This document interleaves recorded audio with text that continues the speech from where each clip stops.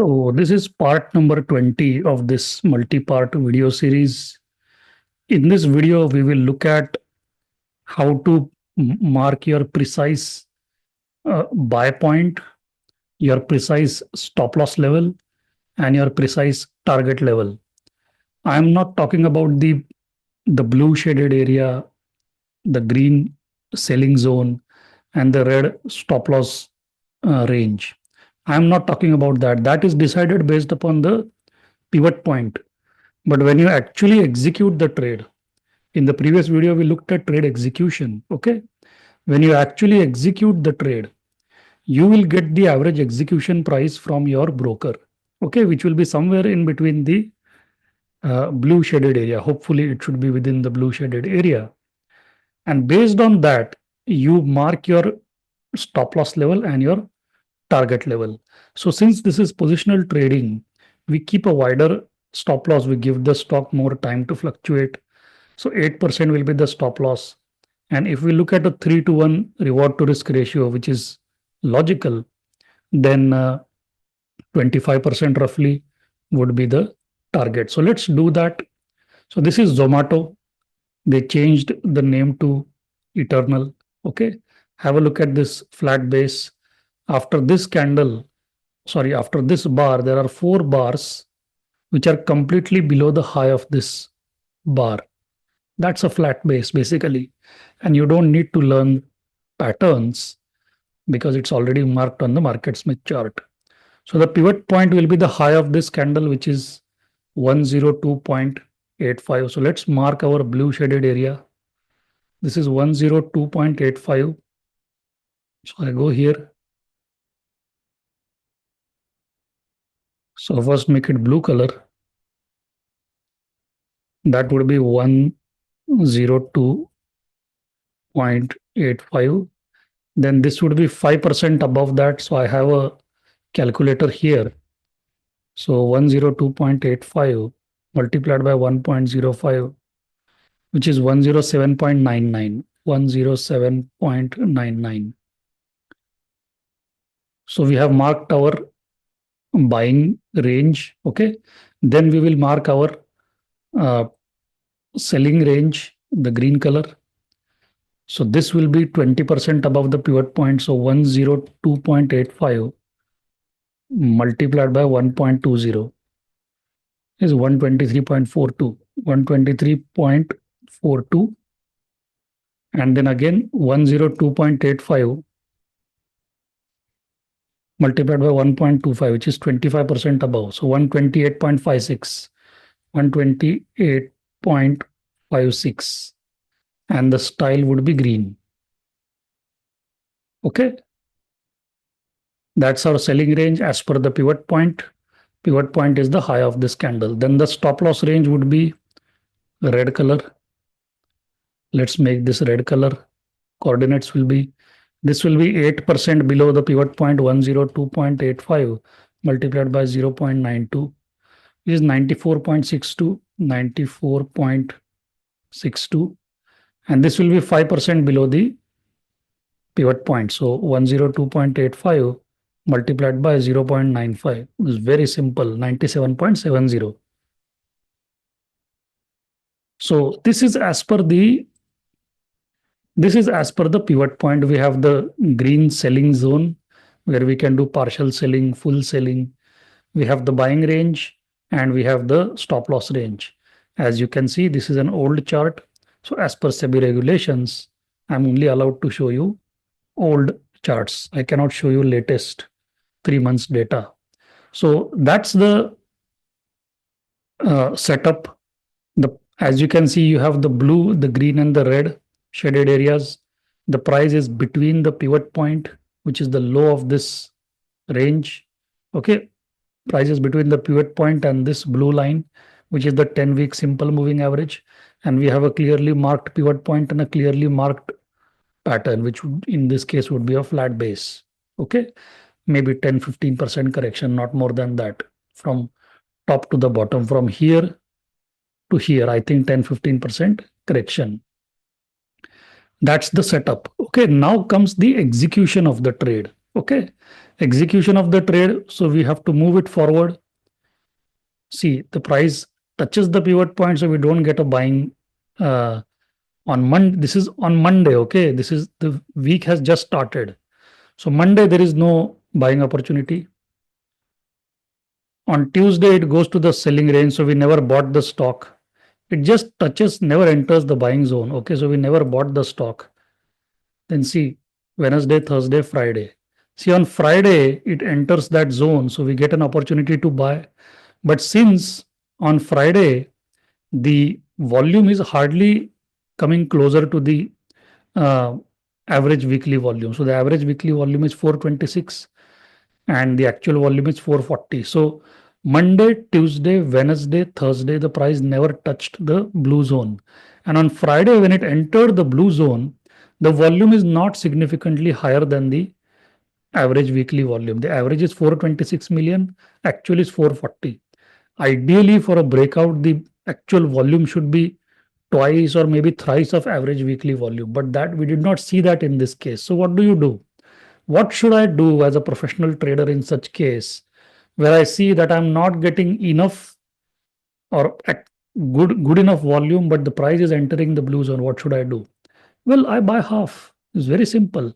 Doesn't mean that I reject the stock. The volume is still above the uh, average weekly volume. So if I plan to buy, let's say 100 shares, whatever be the position size that I decide, let's say that works out to 100 shares.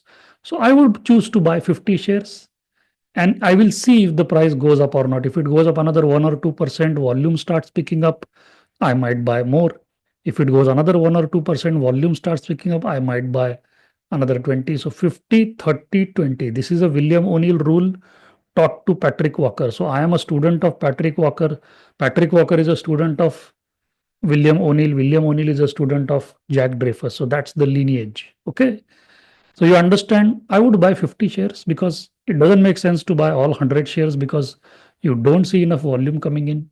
See, this is a skill. Okay. I am not asking you to go to the daily chart to micromanage or micro check the volume like we do for swing trades. Here, our only focus is on weekly time frame. So let's go to the next week. So this is Monday. See, another on Monday also the price spends quite a lot of time in the blue zone. But you look at the volume is like not even 100 million. Okay, it's just the closing volume is 69 million, which means since the volume is not coming in, you probably don't get the confidence to buy more shares, right? So most likely on Monday, although the price was trading inside the blue zone, but most likely you were not seeing good amount of volume coming in to the stock. You check maybe every 1 hour or every 2 hours. Not convincing. On Monday, if the average volume is like 400,000, 400 million, then on Monday, the the volume should have been like 100, 120 million, or at least coming closer to that, right? So that it would give us confidence that the stock is moving up. Okay. So if average is 400 million, then Monday we need at least 100 million, 200 million to be crossed so that by the end of the week it could maybe cross 500,000, 600 million, 500 million, right? That is how you extrapolate in your mind. That's your judgment. That will only come with experience. And there is no rule to this because any stock can experience any kind of volume, high volume, low volume, average volume. So you can't automate this. You can't systemize this process. You just have to take a call, take a judgment call. That is why he says 50, 30, 20. Okay. So that's Monday. Tuesday it went down, no chance of buying. Wednesday continues to goes down. Thursday fluctuates there. I think there was no Friday because maybe there was a public holiday here. Then it continues, comes closer to that range, that stop loss range. And by the way, let's say the high of this candle is 104.45 and the closing is 102.95. So let's say our buying price is 103.50. Okay. Between the closing and between the closing of this bar and the high of this bar, let's say our buying price is 103.50. So let us mark that. I will mark a line here. So I'll mark 103.50. This is our average execution price that we get from our broker. I'm just making an assumption. And let us give it blue color. Can we see the dark line? Yes, it is being marked here. It comes inside the blue zone. So blue color line is our actual buying price. So 103.50, you come 8% down. That's your stop loss. 103.50 multiplied by 0.92. That's 95.22. So let's mark that. So red color, let's give it 95.22. That would be my actual. So this is my actual buying price. This is my actual stop loss that I keep in my broking terminal. This is what I wanted to teach you in this video, because the blue zone, green zone, and the red zone is as per market smith. It is as per the pivot point, but our actual buy price could be different, right? And our target would be 25% above this, which is like 3:1 reward to risk ratio.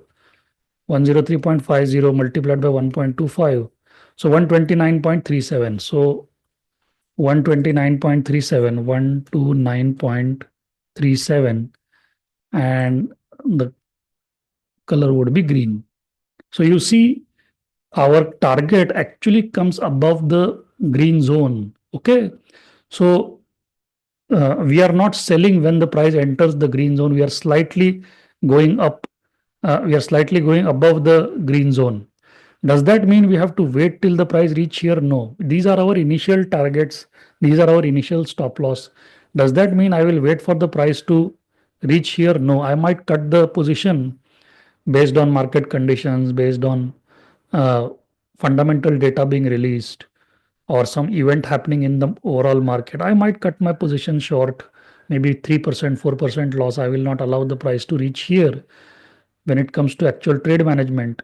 And when the price actually starts to go up, I would carefully observe volume. I will see whether significant amount of volume is coming in, which is propelling the stock price up. If that is the case, I might do some partial selling in this green zone and keep some shares so that I can reach my target. And even if I reach my target, maybe I will keep some more shares to continue to ride the stock as long as it remains above this blue line.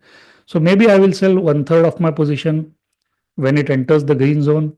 I will sell another 1/3 when it touches that green target.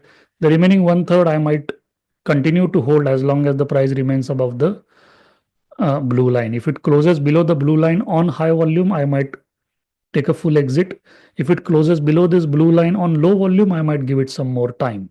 Okay, that is what I wanted to convey to you through this video, that the blue, green, and the red shaded area are as per market smith. Our actual buying and selling points could be different. So I will move the price forward now. See, the price never entered the red zone, so there is no question of selling those 50 shares. See, now when the price again enters this blue zone, okay, now the question is, should we buy? Okay, should we buy the remaining 50 shares? Remember, we planned to buy 100 shares, out of which we bought 50, and then we held on to those 50 shares, planning to buy the 50 shares later. But we, for 2 weeks, we did not get that follow through. Third week, we are getting that follow through. So the question is, should we buy now? Well, my answer to that question would be no, because this stock did not give us an ideal breakout. Okay, so once it breaks out, it should continue to go up, right? Whereas it took another 2 weeks to consolidate.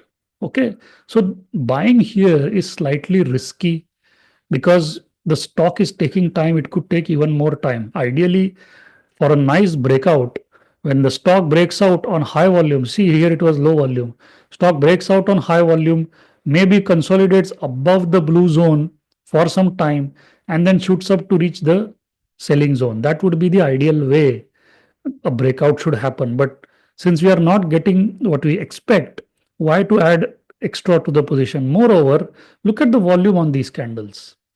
It's low volume, it's not high volume, right? So it doesn't make sense to add more shares here. If you want to add, you should be willing to accept the risk. If I were to add more shares here, I would move my stop loss from here to at least the low of this candle, so that additional of extra position size is compensated by the movement of stop loss on the upside, so that your total risk, overall risk, remains the same as it was when you initially bought those 50 shares. I hope you understood what I said just now. Repeat, rewind, and listen to it again. Okay. So once it breaks out of the blue zone, chances are very high that it would reach our selling range. See, in this case, the stock came down, broke the blue line, but closing is above the blue line and the volume is low, which means what? Institutions are not selling and the stock is holding above the 10-week simple moving average. Very, very positive sign. Okay. And then it finally reaches here to allow us to sell 1/3. And then let's see whether it reaches our actual green target. See, it's again coming back to the blue line on low volume. Let's see if it reaches our target. Yes. See, again, it tries to go down, but again is pushed back up. So this blue line is actually acting as a support. Now, in this case, this has been multiple weeks, right? You bought the stock in September. Now we are in December. So it's been September, October, November, December. 3 to 4 months of episode is going on here. During these 3, 4 months, a lot of things could happen in the market. A lot of things could happen with the fundamentals of the company. Maybe the quarterly earnings would get released. So you have to keep an eye on whether the market condition has changed from uptrend to uptrend under pressure or rally attempt. I have not checked what was the market condition here, but I am asking you to manage the trade this way. Check the market condition, check the volume and price movement. Are we getting high volume, low close, high volume, down close? Then check whether the fundamentals of the company has been released. Are the results good or not? Those things would affect your trade management decisions. Maybe you will not wait till December to hold on to the stock. Maybe you will sell here itself, complete all of your shares. So that's a part of trade management. Okay. This is what I wanted to teach you in this video, how to mark your proper blue, red, and green. These are your initial target and initial stop loss. It doesn't mean that you will sell on those levels. Okay. It could mean that you are just watching these levels. These are your ultimate, extreme points. Okay. I will see you in part number 21.